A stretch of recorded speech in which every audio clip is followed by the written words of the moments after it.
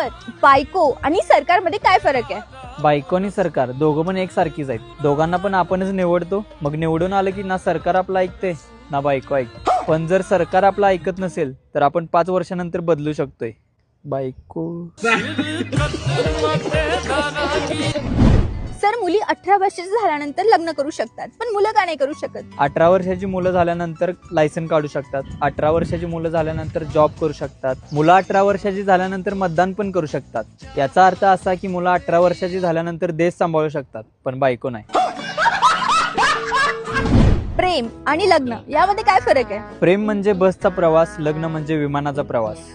जास्त त्रास झाला तर तुम्ही बसमधनं उतरू शकता, पण विमानातनं नाही.